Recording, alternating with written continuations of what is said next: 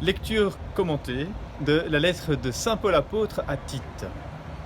Bien-aimés, rappelle à tous qu'ils doivent être soumis aux gouvernants et aux autorités, qu'ils doivent leur obéir. Bon, bien sûr, ça fait un peu penser à la situation actuelle, avec les décisions de nos gouvernements, il faut le dire au pluriel. Est-ce qu'elles sont justes, ces décisions? Est-ce qu'elles sont proportionnées? On pense bien sûr à l'empêchement des messes et des autres célébrations publiques. Bon, je ne vais pas trop m'attarder sur cette question-là.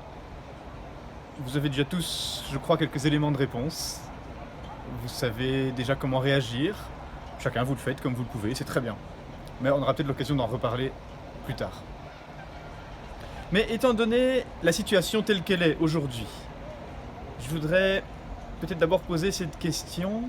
Quelle est la première attitude à avoir? Saint Paul nous donne une piste assez concrète. Je continue la lecture. Tite rappelle à tous qu'ils doivent être prêts à faire tout ce qui est bien, qu'ils n'insultent personne, qu'ils ne soient pas violents, mais bienveillants, montrant une douceur constante à l'égard de tous les hommes. À l'égard de tous les hommes. Être prêt, disposé à être attentif et même attentionné envers chacun, chaque personne, avec une douceur constante. Voilà l'attitude première, je crois, qu'on doit garder en tête. Il ne s'agit pas ici de résignation par rapport à une situation. Je sais bien, on voudrait un peu révolutionner la manière dont ça fonctionne. On voudrait un renouvellement de la société, peut-être des priorités aussi de notre société. Mais on ne doit pas perdre de vue cette attitude prioritaire, ce renouvellement prioritaire, celui de nos mentalités, celui de notre manière d'être et de penser. Il y a d'abord une révolution intérieure à opérer. Un renouvellement certainement dans notre relation à Dieu, dans notre relation aux autres aussi. Un renouvellement de notre attitude de chrétien. Parce que c'est d'abord par notre renouvellement intérieur, par notre renouvellement d'attitude, qu'on peut renouveler notre société.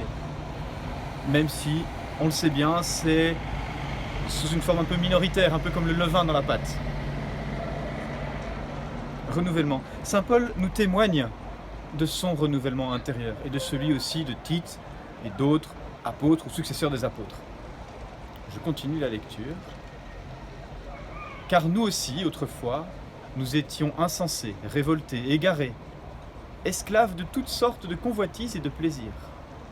Nous vivions dans la méchanceté et la jalousie. Nous étions odieux, remplis de haine les uns pour les autres. Mais lorsque Dieu, notre Sauveur, a manifesté sa bonté et son amour pour les hommes, il nous a sauvés, non pas à cause de la justice de nos propres actes, mais par sa miséricorde. Par le bain du baptême, il nous a fait renaître et nous a renouvelés dans l'Esprit Saint. Vous voyez bien dans ce que dit Paul que ce renouvellement est accompli par Dieu. Dieu, d'ailleurs, peut accomplir ce renouvellement en toutes circonstances. J'oserais même dire, il peut profiter des circonstances pour éveiller notre attention à ce renouvellement, pour nous rendre le plus réceptifs à l'action de l'Esprit Saint qui nous renouvelle. Et, ben oui, l'empêchement provisoire de messe actuellement, l'empêchement de célébrer ensemble, eh bien, cet empêchement qui nous dérange, est-ce que c'est pas une occasion de se laisser renouveler par le Seigneur dans notre relation avec lui et avec les autres, dans notre attitude de chrétien? C'est sûr, il y a un manque qui est légitime, manque de célébrer ensemble, manque de la communion eucharistique. Mais je crois qu'à travers ce manque, il y a aussi une occasion de prendre conscience d'une nouvelle manière du salut que le Seigneur nous donne. Prendre conscience d'une nouvelle manière de sa miséricorde. Prendre conscience que le Seigneur choisit aussi d'autres chemins pour opérer son salut. Chaque fois par une autre approche. Ce salut nous est donné pleinement, même quand il n'y a pas d'Eucharistie. Le Seigneur sait comment continuer à nous donner son salut. comment continuer à nous faire entrer dans sa communion. Et il nous apprend à toujours mieux recevoir sa communion, recevoir son salut. Alors, chez soi, en famille, en colloque, on peut bien sûr prier.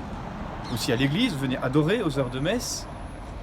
Venez recevoir le sacrement de réconciliation aux mêmes heures.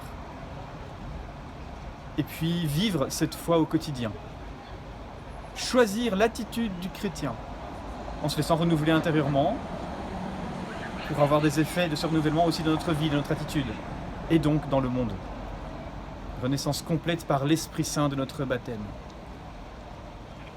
Cet esprit, et là je termine la lecture, cet esprit, Dieu l'a répandu sur nous en abondance par Jésus-Christ notre Sauveur, afin que, rendus justes par sa grâce, nous devenions en espérance héritiers de la vie éternelle. Parole du Seigneur.